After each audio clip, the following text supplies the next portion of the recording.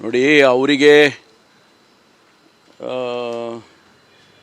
ಯಾವ ರೀತಿ ನಾವು ಹೇಳಬೇಕು ಗೊತ್ತಾಗ್ತಿಲ್ಲ. ಭಾರತೀಯ ಜನತಾ ಪಾರ್ಟಿಯವರಿಗೆ ಅವರು ವಿರೋಧ ಪಕ್ಷದಲ್ಲಿ ಇದ್ಕೊಂಡು ಎಂಥ ವಿಚಾರದಲ್ಲಿ ಅವರು ಇವತ್ತು ಪ್ರತಿಭಟನೆಗಳನ್ನು ಮಾಡ್ತಾ ಇದ್ದಾರೆ ಅಂತ ಹೇಳಿದರೆ, ಇದರಲ್ಲಿ ನಾವು ಸರ್ಕಾರದ್ದೇನಿದೆ ಪಾತ್ರ ಅಂಥೇಳಿ ನಾನು ಅವರಿಗೆ ಪ್ರಶ್ನೆ ಮಾಡಬೇಕಾಗ್ತದೆ.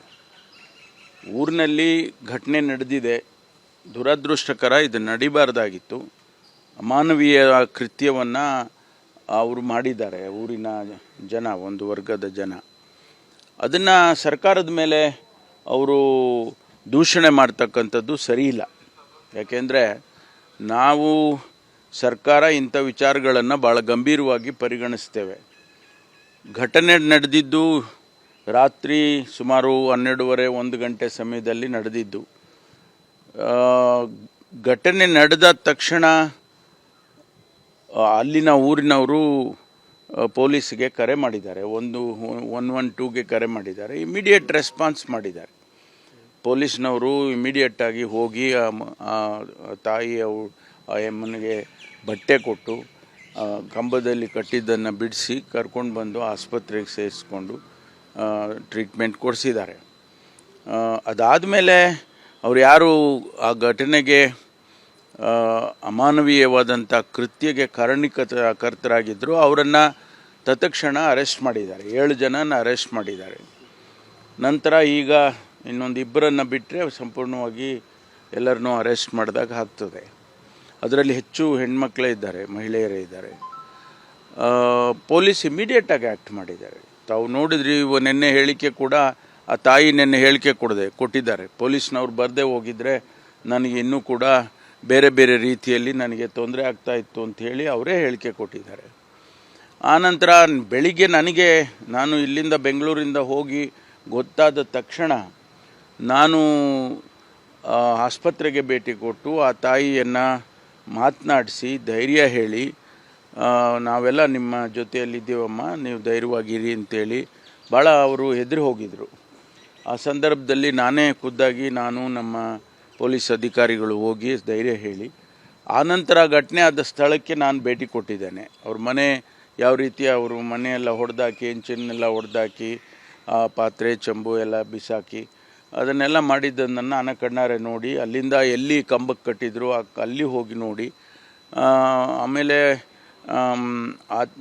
ಅಲ್ಲಿ ಅವರ ಕೆಲವರು ಸಂಬಂಧಿಕರಿದ್ದರು, ಅವರಿಗೆಲ್ಲರಿಗೂ ಧೈರ್ಯ ಹೇಳಿ ನಾನು ಬಂದಿದ್ದೇನೆ. ಬಂದಾದ ನಂತರ ನಾವು ತಕ್ಷಣ ಅವರಿಗೆ 5 ಲಕ್ಷ ರೂಪಾಯಿ ಪರಿಹಾರ ಕೊಡಬೇಕು ಅಂತ ಘೋಷಣೆ ಮಾಡಿ, ಆ ಆಸ್ಪತ್ರೆ ಖರ್ಚು ವೆಚ್ಚ ಯಾವುದಿದ್ರೂ ಕೂಡ ನಾವೇ ಭರಿಸ್ತೇವೆ ಅಂತ ಹೇಳಿ, ಆಮೇಲೆ ಅವರಿಬ್ಬರು ಏನು ಹುಡುಗ ಹುಡುಗಿ ಓಡೋಗಿದ್ರು ಅವ್ರನ್ನ ಟ್ರ್ಯಾಕ್ ಮಾಡಿ ಅವರು ಕಡೆಗೆ ಅವರೇ ವಾಲಂಟಿಯರಾಗಿ ಬಂದು ಕಮಿಷನರ್ ಹತ್ರ ಅವರು ಬಂದರು, ಕಮಿಷನರ್ ಆಫೀಸ್ಗೆ. ಅವರಿಗೆ ನಾವು ಯಾವ ರೀತಿ ರಕ್ಷಣೆ ಮಾಡಬೇಕು, ಯಾಕೆಂದರೆ ಮತ್ತೆ ತಿರ್ಗಿ ಏನಾದರೂ ಅವ್ರ ಮೇಲೆ ಗಲಾಟೆಗಳು ಮಾಡೋವಂಥ ಸಾಧ್ಯತೆ ಇರ್ತದೆ ಅಂಥೇಳಿ ನಮ್ಮವರು ಪೊಲೀಸ್ನವರು ಅವರಿಗೆ ರಕ್ಷಣೆ ಕೊಡುವಂಥ ಕೆಲಸವನ್ನು ಮಾಡಿದ್ದಾರೆ.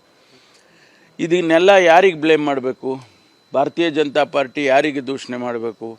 ಗೃಹ ಸಚಿವರು ರಾಜೀನಾಮೆ ಕೊಡಿ, ಅಥವಾ ಸರ್ಕಾರ ಸರಿಯಾಗಿ ಇದನ್ನು ನಿಭಾಯಿಸಿಲ್ಲ ಅಂತ ಎಲ್ಲ ಹೇಳಿಕೊಂಡು ನ್ಯಾಷನಲ್ ವಿಮೆನ್ ಕಮಿಷನ್ ಅಧ್ಯಕ್ಷಿಣಿಯವರು ಮತ್ತು ಟ್ರೈಬಲ್ ಸಮಿತಿಯ ಅವರೆಲ್ಲ ಬರೋದಕ್ಕೆ ನಮ್ಮದೇನು ತಕರಾರಿಲ್ಲ, ಬರಲಿ. ಅವರು ಬಂದು ಯಾರನ್ನು ಬ್ಲೇಮ್ ಮಾಡೋದು? ಸಹಕಾರ ಕೊಡಬೇಕು. ಇನ್ನೂ ಹೆಚ್ಚಿನದಾಗಿ ಏನಾದರೂ ಅವರ ಕಮಿಷನ್ನಿಂದ ಅಥವಾ ಟ್ರೈಬಲ್ ಕಮಿಷನ್ನಿಂದ ಏನಾದರೂ ಸಹಾಯ ಇದ್ದಿದ್ದರೆ ಮಾಡಬೇಕು. ಈಗ ನಾವು ಅವರಿಗೆ, ತಾವು ನೋಡಿದ್ರಿ, ಇವತ್ತು 2 ಎಕರೆ ಭೂಮಿಯನ್ನು ಕೂಡ ಶೆಡ್ಯೂಲ್ ಟ್ರೈಬ್ ಇದರಲ್ಲಿ ಕಾರ್ಪೊರೇಷನ್ ಕಡೆಯಿಂದನೂ ಕೊಡೋದಕ್ಕೆ ಮತ್ತು ಅವರಿಗೆ 5 ಲಕ್ಷ ರೂಪಾಯಿ ಕೊಡೋದಕ್ಕೆ ಎಲ್ಲ ನಾವು ಪ್ರಕಟಣೆ ಮಾಡಿ ಈಗಾಗಲೇ ಅದು ನಡೀತಾ ಇದೆ. ಇಂಥ ಸಂದರ್ಭದಲ್ಲಿ ಲಾ ಆ್ಯಂಡ್ ಆರ್ಡರ್ ಫೇಲ್ಯೂರ್ ಆಗೋಯ್ತು ಹಾಗೆ ಅಂತ ಹೇಳಿದ್ರೆ ಯಾವುದಾದ್ರೂ ಈ ಕಾರಣ ಇರಬೇಕಲ್ಲ. ಯಾರಾದರೂ ಒಂದು ವರ್ಗ ಅದಕ್ಕೆ ಕಾರಣೀಭೂತರಾಗಿದ್ದಾರೆ, ಅವರು ಸರ್ಕಾರ ನಿಭಾಯಿಸಲಿಲ್ಲ, ಪೊಲೀಸ್ ಇಲಾಖೆ ನಿಭಾಯಿಸಲಿಲ್ಲ ಅಂದರೆ ನಾನು ಅರ್ಥ ಮಾಡ್ಕೊಳ್ತೇನೆ. ಅದರಿಂದ ಇದು ರಾಜಕೀಯ ಕಾರಣಕ್ಕೆ ಇದನ್ನು ಇಷ್ಟು ದೊಡ್ಡ ಪ್ರಮಾಣದಲ್ಲಿ ಇಡೀ ರಾಜ್ಯದಲ್ಲಿ ಪ್ರತಿಭಟನೆ ಮಾಡೋಕ್ಕೆ ಹೋಗೋದು ಇದೆಲ್ಲ ಮಾಡ್ತಿದ್ದಾರೆ. ಮಾಡಲಿ, ಅವರು ವಿರೋಧ ಪಕ್ಷದಲ್ಲಿ ಇದ್ಕೊಂಡು ಅವ್ರು ಮಾಡಬಾರ್ದು ಅಂತ ನಾವು ಹೇಳಕ್ಕೆ ಬರೋದಿಲ್ಲ. ಆದರೆ ಒಂದು ರೀಸನಿಂಗ್ ಇರಬೇಕು. ಅದಕ್ಕೆ ಒಂದು ರೀಸನಿಂಗ್ ಇದ್ದರೆ ಒಳ್ಳೆಯದು. ಅನುಕ್ಷಣದ ಸುದ್ದಿಗಳಿಗಾಗಿ ವಿಸ್ತಾರ ನ್ಯೂಸ್ ಯೂಟ್ಯೂಬ್ ಚಾನೆಲ್ ಸಬ್ಸ್ಕ್ರೈಬ್ ಮಾಡಿ. ಹೊಸ ಸುದ್ದಿಗಳ ನೋಟಿಫಿಕೇಶನ್ಗಾಗಿ ಬೆಲ್ ಐಕಾನ್ ಕ್ಲಿಕ್ ಮಾಡಿ. ಲೇಟೆಸ್ಟ್ ಅಪ್ಡೇಟ್ಸ್ಗಾಗಿ www.vistaranews.com ವೆಬ್ಸೈಟ್ಗೆ ವಿಸಿಟ್ ಮಾಡಿ. ಅಂಗೈಯಲ್ಲೇ ಜಗತ್ತಿನ ಸುದ್ದಿ ತಿಳಿಯಲು ವಿಸ್ತಾರ ನ್ಯೂಸ್ ಕನ್ನಡ ಆಪ್ ಡೌನ್ಲೋಡ್ ಮಾಡಿ.